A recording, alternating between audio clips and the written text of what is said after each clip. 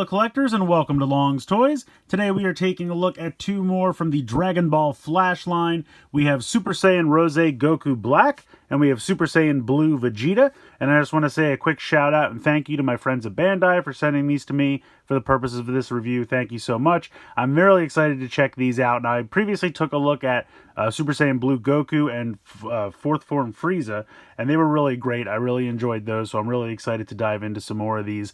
Love the artwork here on the cards. I think that's really cool. Very simplistic packaging with the bubble on card here. You can see the figure.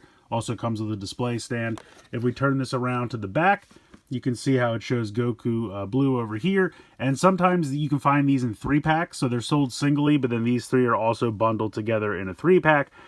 Fourth Form Frieza is bundled in a 3-pack with Super Saiyan Goku and Super Saiyan Vegeta.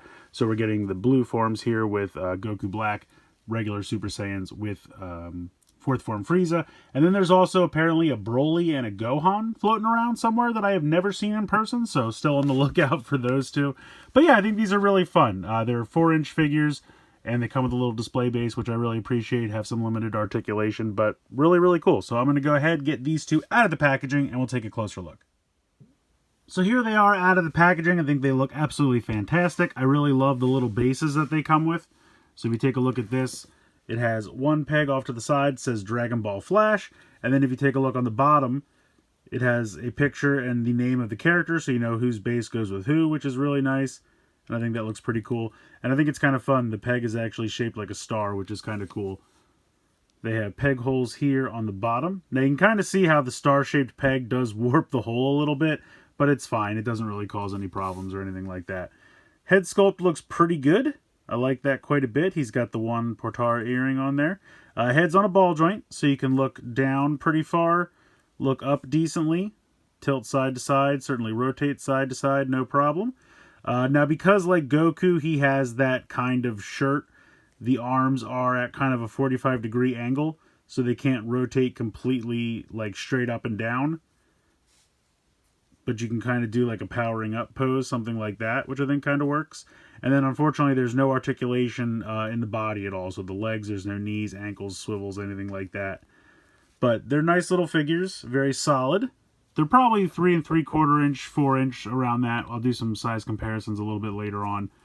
But yeah, really cool. I like this character. You don't see a lot of Goku Black Rose, Super Saiyan Rose Goku Black merchandise out there.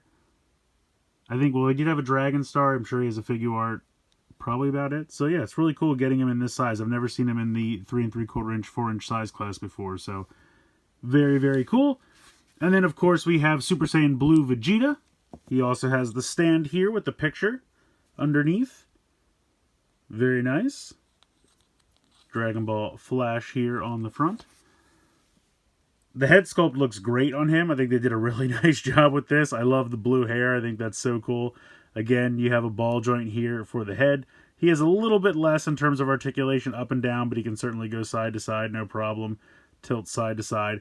Now his arms are kind of a straight cut, so they can go all the way around, no problem. And I really like the look of his armor. I think that's really nicely detailed.